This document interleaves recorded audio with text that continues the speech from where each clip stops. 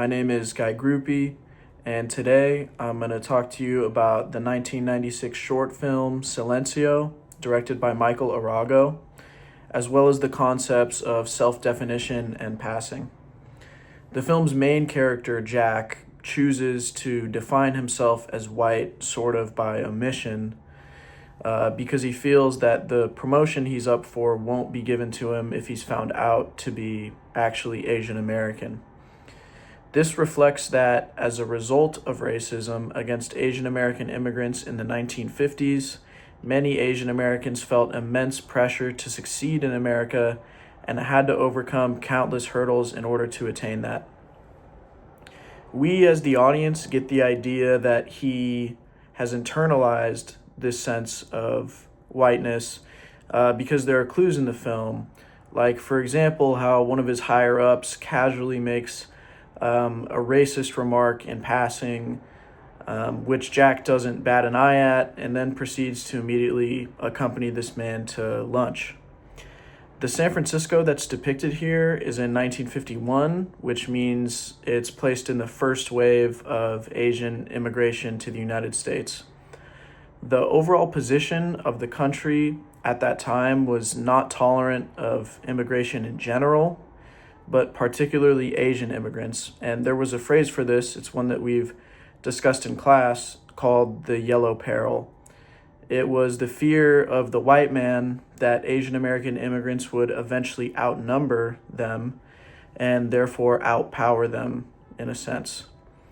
So this fear / lack of tolerance / generally racist attitude toward Asian Americans means that this young man feels like he simply can't succeed, like socially, as an Asian American. And so he has to quote unquote become white. Even if it's at the cost of a disrespectful gesture towards his family member. And it's the final scene in the film where his decision to define himself as white comes to a head. He has an encounter with his uncle at dinner. He's handing him a bowl of food, after he previously publicly ignored him earlier in that day. And there's a pause and an exchange of glares. No words are spoken, but there's an understanding between them that what had happened earlier that day was, in a sense, tragic.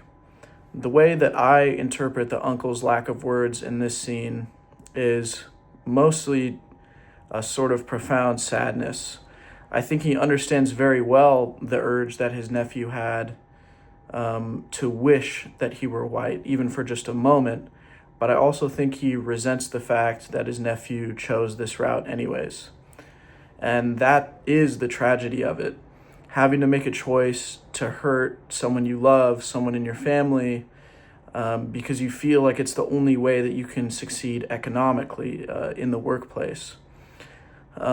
We tried to show that in our film reenactment, the demeanors of both the uncle and the nephew in that exchange as they're walking past each other on the street.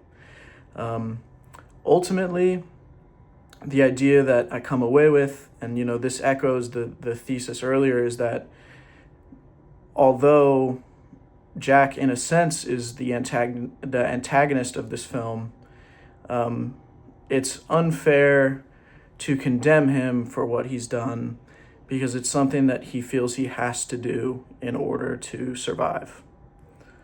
Thank you for listening.